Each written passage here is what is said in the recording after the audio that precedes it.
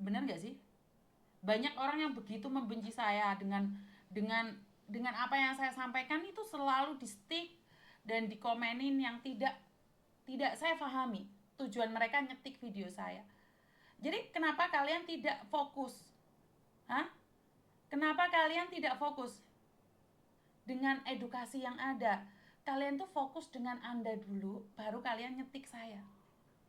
Jadi ini adalah edukasi buat teman-teman yang lain. Anda seorang YouTuber, Anda seorang influencer. Sampaikan apa yang Anda tahu. Jangan buka tentang saya, keluarga saya, pribadi saya, anak-anak saya. Cukup berikan informasi yang butuh di-sharekan saja. Saya tidak pernah menyenggol keluarga kalian, bisnis kalian. Dan kalian begitu menentang saat anak saya buka agensi. Kalian tuh tidak terima kalau yang bantu saya.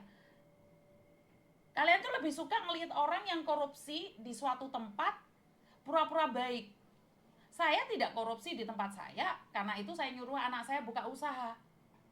Biar siapa? Biar saya nggak makan uang donasi. Kalau saya nggak punya uang, terus saya sering galang donasi, otomatis duit donasi nih tak caplok. Berhubung saya punya uang, otomatis saya nggak berani makan uang donasi, apalagi uang jenazah. Dan saya sudah katakan, jangan ke Kamboja, jangan ke Kamboja. Jangan.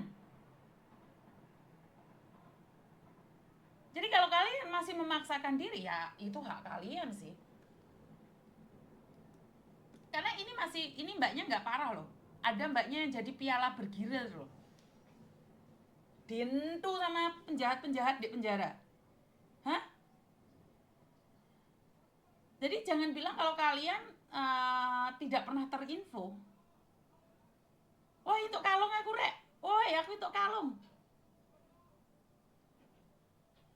Jangan percaya dengan orang mulut manis orang. Udah nggak apa-apa kamu kerja di restoran saya aja. Nggak ada.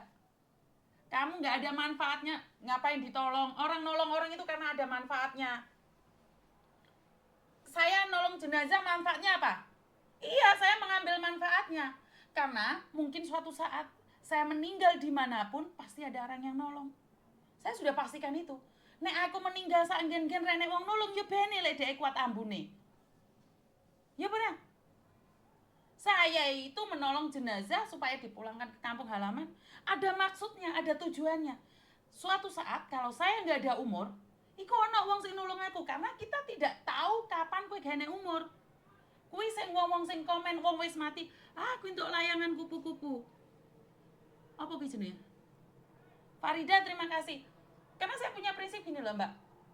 Eh, kita itu tidak tahu kapan kita akan dipanggil Tuhan dan di mana tempatnya. Kita nggak tahu di mana tempat kita, kapan kita nggak ada umur. Saya cuma membantu. Kenapa sih? Saya ceritakan sedikit tentang almarhum adik saya.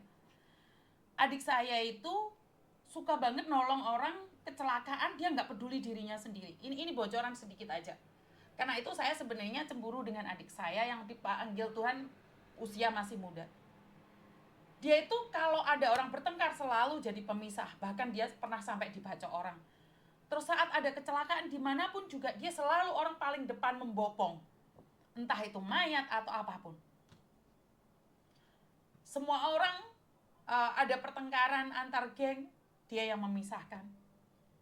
Ada orang meninggal, dia bopong. Saat dia pergi menghadap Tuhan, ada imbalannya, Mbak. Saya posisi ada di Hong Kong, suami saya ada di Jakarta, ibu saya ada di Jakarta, adik saya meninggal sendiri di kampung halaman bersama istrinya dan anaknya. Tahu nggak, kalau di Indonesia meninggal dunia itu biasanya meninggal pagi, siang itu baru pulang. Atau meninggal siang, sore atau malam itu baru ada ambulan nganterin ke kampung.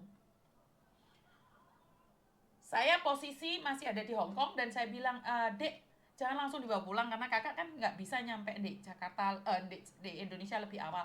Ibu lebih awal. Bagaimana kalau ditaruh di rumah sakit dulu aja, nanti baru dipulangin. Ternyata, kalian tahu nggak? Ambulannya sudah nunggu adik saya di depan rumah sakit.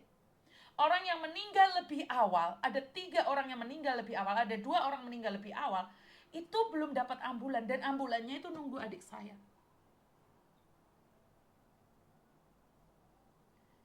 Orang menyangka, semua orang kampung tuh menyangka bahwa karena saya kenal sama Pak Bupatinya, waktu Pak Hendi, atau karena saya kenal orang-orang di Jember itu, saya minta bantuan. Tidak. Saya waktu itu tidak minta bantuan siapapun dan saya tidak telepon siapapun. Itu karena amalan adik saya. Adik saya nggak sakit. Dia masih muda, umur 30 lebih. Dia sudah dipanggil Tuhan. Artinya adalah ada manfaatnya nolong orang. Gak usah khawatir nolong orang itu gak ada manfaatnya. Jangan dihitung dengan uangnya dulu. Kalau saya nolong orang ini untung gak ya? Saya nolong Eka untung gak sih?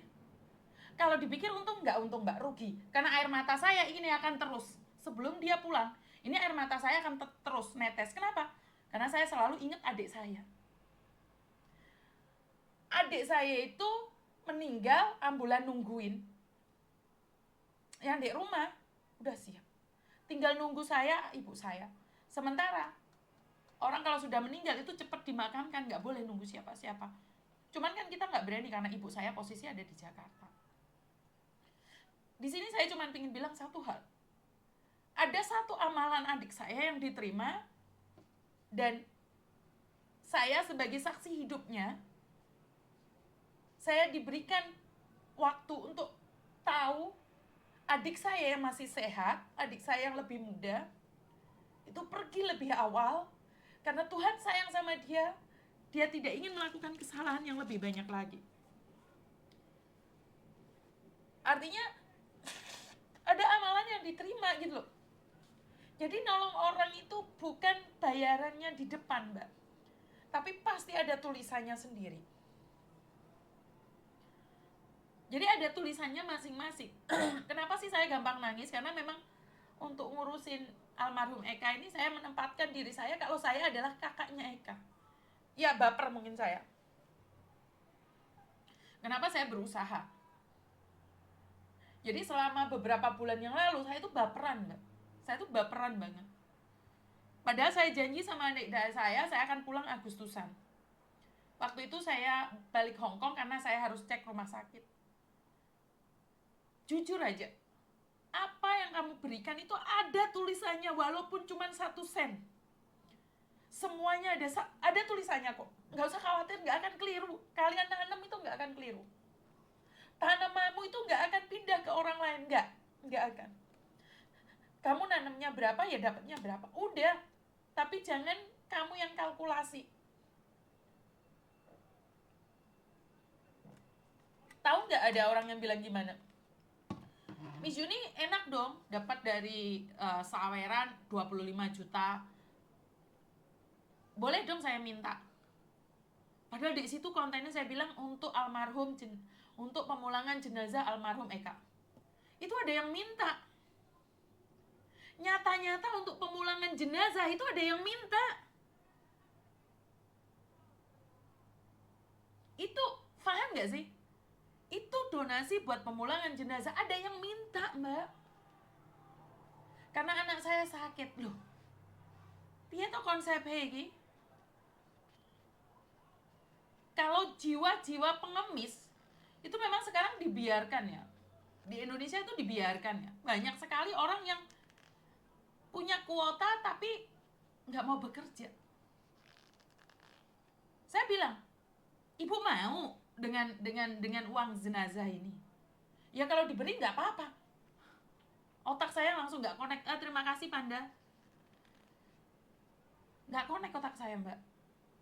Iya, nggak ada yang mau kerja serabutan. Saya sudah ingatkan sama kalian. Dulu saya pertama kali kerja di agent itu, Rek. Saya tuh sengsara banget loh.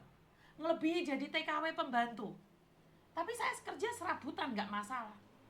Terima kasih, Rudi. Ngomongin kerja apa?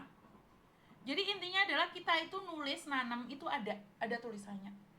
Dan percayalah, karma baik itu akan terus berbuah. Terima kasih. Karma baik itu akan selalu berbuah, karma jelek juga selalu berbuah. Silahkan percaya atau tidak. Karena apa yang kita tanam, kita akan menuainya. Dan yang paling kasihan lagi adalah kita nanam karma jelek dan buahnya tidak berhenti di situ aja. sakit lah, rumah kejual lah, orang tua nggak mau lah, suami kabur sama wanita lain lah, anak bangkang lah. Kenapa? Ya bagaimana enggak, waktu kamu muda, kamu keluar negeri, yang kamu jaga garangan. Giliran sudah tua nggak di rumah anak nesu. Ya gak jelas kok niku mbak. Ya wes karmamu. Bener nggak sih?